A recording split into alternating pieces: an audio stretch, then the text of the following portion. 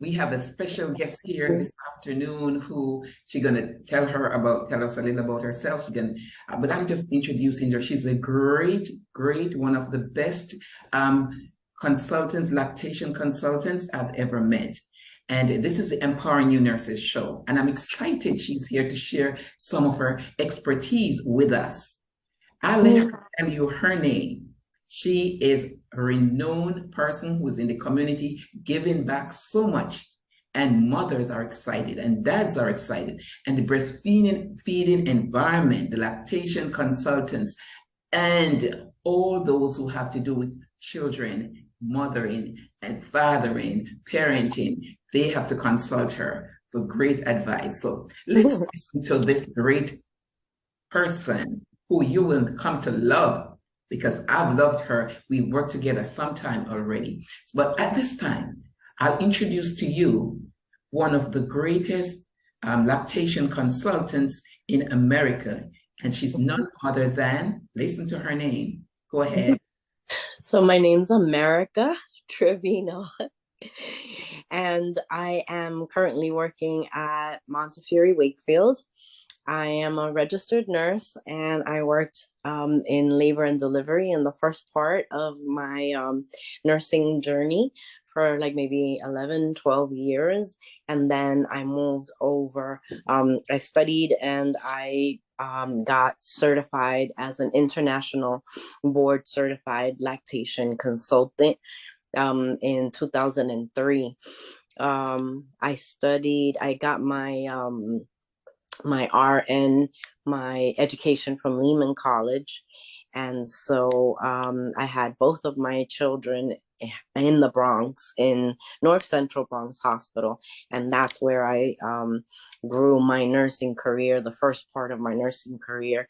And I've been in Montefiore Wakefield since 2014 and helped them along with my amazing team that you were a part of it also. We all work together to become designated as a baby-friendly hospital. So that's a really important and prestigious designation that we obtained in 2017. And we went through the 5 years later. So this year in September, we just went through our redesignation interview. That's great. That's great. And that's one of the areas that many hospitals would like to accomplish. And that is really interesting. And I know that you worked very hard and you got your nurses and you got everybody on board knowing about baby friendly. So tell me something. If a mother should come to the hospital and she wants to breastfeed her baby, are there any places, any special place, or she can breastfeed her baby anywhere? Tell us a little about, because the public wants to know, because they would like to know. All right. So we want everyone to know, women of childbearing age, right? Families that are expecting babies, we want them to know that New York City, New York State has a law that wherever a mommy and a baby are allowed to be, they can perfectly breastfeed in public.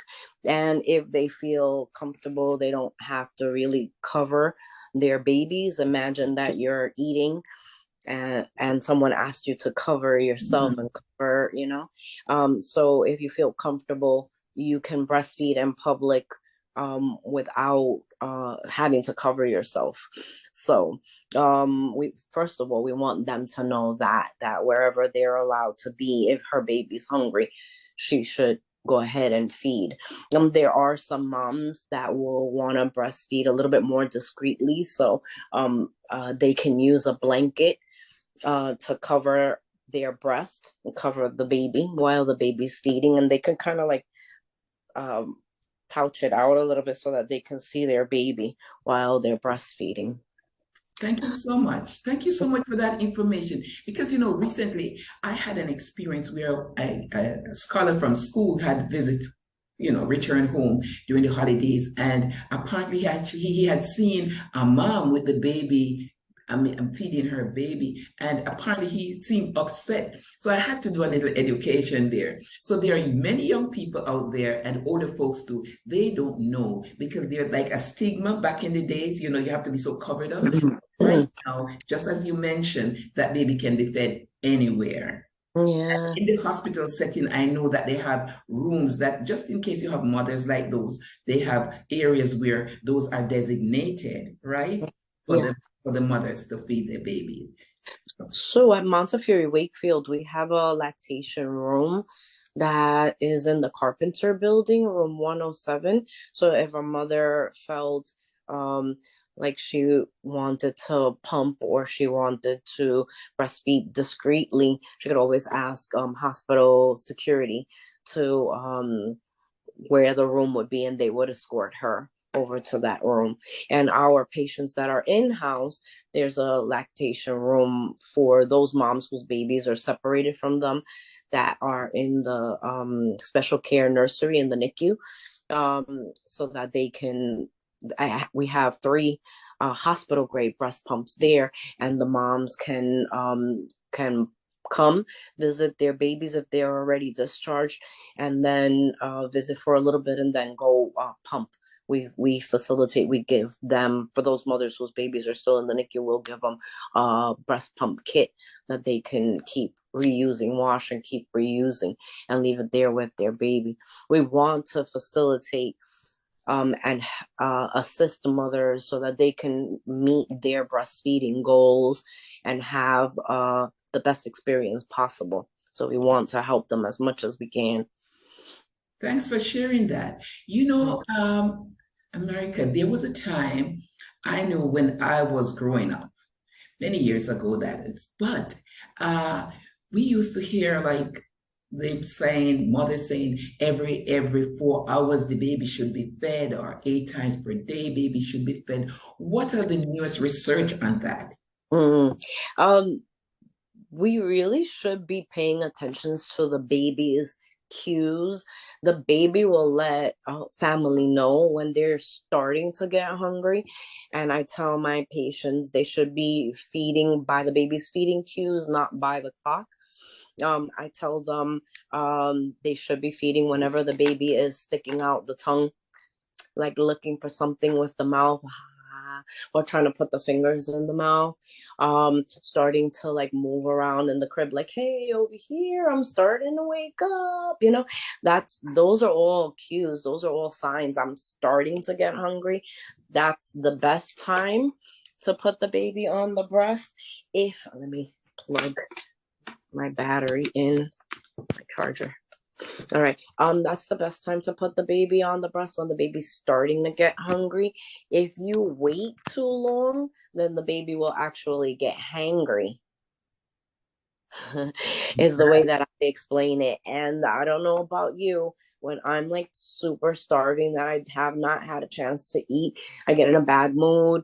I want to bite somebody's head off because I'm so upset, so hungry. Yeah. And so it's the same thing with the babies. They'll start yelling. They're like, hey, I've been showing you all these signs and you were not paying attention to me. Like, so now I'm angry. And then you have to comfort the baby, calm the baby down. It's okay, baby. I'm here with you. Until the baby calms down, then the baby will want to try to go on the breast again. So would you say the last hunger cue is usually the crying out and go behaving that way? Yes. And that's a late feeding cue. And like I was saying, by then the baby is saying like exactly. And so then you have to calm the baby down, soothe the baby. Once the baby calms down, then you can get the baby back on track. But I wanted to say something about what you had said before, because I've heard that from my brother-in-law also. One time we went out and he saw a mother breastfeeding, and he's like, oh my goodness, look at this woman. She's got her breast out. And so I told him, what about it, and he's like, she's exposed and stuff like that. And I said, well, I think that that's your issue. it has happened that here in the United States, we have moved away from breastfeeding for several hundred years, or at least in the last 100 years. So we really have not seen that often. And so I have heard that before, what you had said that you had heard.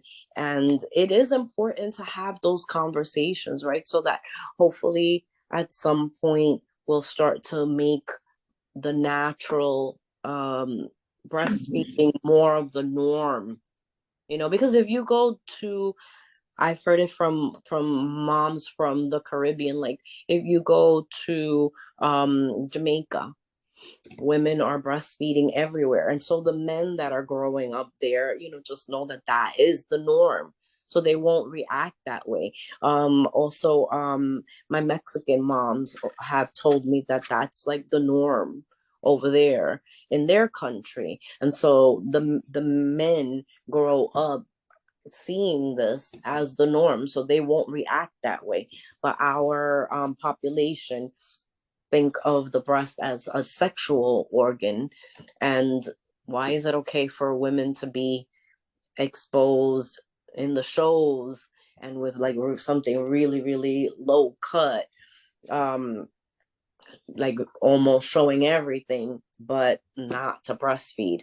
That the breasts are intended for feeding the babies once babies come, so we have to keep talking about it. Yes. It is important to A lot engage. of education. It's a lot, and resetting of the mind, the mindset, because those who have that and held on to it tenaciously will have to start easing up as they're educated. Without that, they're going to be holding on. So we have some work to do, right? Yeah.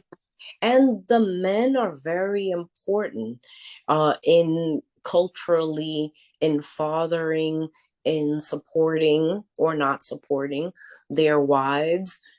So it's so important that everyone in the family is educated about why we're encouraging them to give the babies the natural stuff, why, the reason why, will help them to hold on to breastfeeding if that's what they want to do during the hard times. Because it's not necessarily like it's natural, but it's not necessarily the easiest thing. So it's about supporting and helping the next generation to get healthier. But right. It starts with education. I love that what you're saying, because I'm going to throw a question to you. Why is it so important then to educate the world, not just the immediate family, but those who are taking care of those aunties and uncles and those helpers and those well-wishers? Why is it so important to tell them that breastfeeding is important? Long ago, or there was a time when it was just some people, a selective few, would breastfeed. They would have actually had formulas. Why then is it so important, breastfeeding? Tell us, please. So there has been research that shows that some babies that have not gotten any breast milk at all, that some of those babies tend to have more medical issues, more morbidity and mortality, if they're not receiving the natural breast milk, like straight either from the breast or pumped out as freshly as possible. More ear infections, more upper respiratory problems, more asthma, more allergies, more obesity, more diabetes. And so if the magic pill would be like, if you knew that there was a magic pill that could give your baby a higher IQ and protect the baby against a lot of illnesses, would you give your child that? So it's so important, like you were saying, to start to talk to everyone, all of the generations, about natural is more important than the artificial. And what are the possible things that could happen if the baby is not getting the natural stuff. But we're not shaming anyone, because everyone's journey is different. And Yes. there are some moms that can't breastfeed. So the intention is not to shame. The intention is to talk to them, to educate them, to tell them what the possible side effects of not getting breast milk in, and help them to meet their goals. And sometimes supersede their goals, but remembering that it's their goals. There. And so many women in the United States are here alone. Like some of them are here alone, not even a partner. Some of them are just themselves and their partner. They don't have that extended family. Not everybody is that lucky that they have that extended family. And sometimes they do have their mothers or grandmothers, and sometimes their mothers or grandmothers did not breastfeed. And they feel like, well, you turned out okay. Their journey. It's And their journey. And yeah. I appreciate you emphasizing the fact that it's not a shame. It's not a shame. Individuals have different reasons for not breastfeeding. However, the goals that each person has differ, right? And but we have the responsibility, and of course, as a licensed lactation person, and I'm a counselor. You're a certified your lactation international, right? Yeah. Your profession, I mean international. So mine is certified in lactation. However, we have counselors, so we have the responsibility to collaborate our effort and to let the world know. And in our communities, they look at us, and we have the responsibility to pay forward to our community. And because we want to have a healthy nation, we want to have a healthy country, and in so doing, as we educate, we pray that individuals learn lessons and implement what being taught, that are research, that are evidence-based, and we can make a big difference. So as we close, I would like you to say something into the world, to the mothers and to the caregivers and whoever it is that have to do with anything with babies. You know, we have babies being born. I mean, how many babies per day? We have a lot of babies being born per day. And we have a lot of COVID babies. When I say COVID babies, born during the COVID period, right? But Yeah, because people were at home and all of that good stuff. So what would you want to tell us as you leave, before you leave? I want to say that educate yourself. There's information out there now that we have the World Wide Web, right? Yes. Get information, confirm the information that you get from the internet with your providers, have conversations with them, find out what their perspective is, and educate yourself.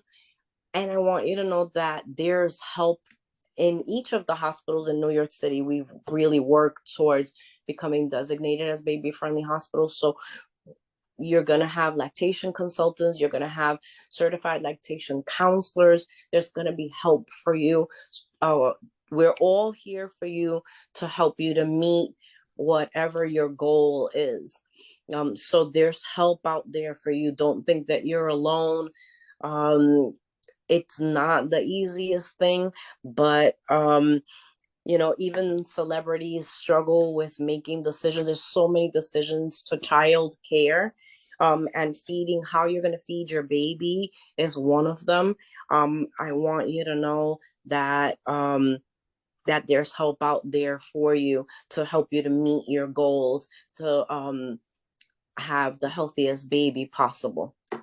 Thank you. But there's one thing as we're about to leave that I want you to sort of just give us, the public, an idea that when the breast is actually engorged, and in order to express, just give us a little tidbit on that, the expression of the milk from the breast, so that we don't waste any. How about that? All right. So, in response to your baby going on the breast more frequently, usually their appetite opens up anywhere from day 2 to day 4. Your breasts are going to make as much as your baby's taking out. So like I was saying, the baby's appetite opens up anywhere from day 3, day 4, and your breasts respond to that increase in stimulation by getting heavy and full. If you're breastfeeding only, if you're breastfeeding exclusively, that is going to help you to have less engorgement, less swelling. If you do get engorged, what can help is a combination. Sometimes see which one helps more. So try either one of either cold or warm towels, a nice hot shower. While you're in the shower, compress your breast between your hands all the way around in different areas, massage down or massage back. And then with your fingers on the outer rim of the areola, you put your fingers wide open, you press into your chest wall, you compress back there, and you release. Press, compress, release. And we got that from a Jane Morton hand expression video. Press, compress, release. And sometimes using your hands, they're a little bit more gentle, is a better way of expressing the first milk, which is called colostrum. Sometimes even better than the breast pump. So, and the majority of patients through their health insurance, thanks to Michelle Obama, and the Affordable Health Care Act, the majority of the health insurance will cover breast pumps for you. So sometimes before you even come into the hospital, you can have ordered a breast pump through your clinic, so that you have it just in case you need it. Like if you're having problems with breastfeeding, if you need to stimulate the breast just a little bit more, we say you can pump if you're separated from your baby also. If everything is going perfectly well, your baby's latching on very nicely, then we say try your best not to use a breast pump early, but you always have your hands too. Thank you so much. Thank you so much for taking time out, to join us on the Empowering You Nurses show. That I'm the host, I'm Miriam Smith, Dr. Miriam Smith. And you can contact me, or those who are listening, I know they're excited. They can contact me on Miriam Amanda Smith on YouTube, Podcast Mir, that's Instagram, Miriam Smith on Apple and Spotify. So it's such a pleasure to have you, and I know you're going to tell others about it. Your last word.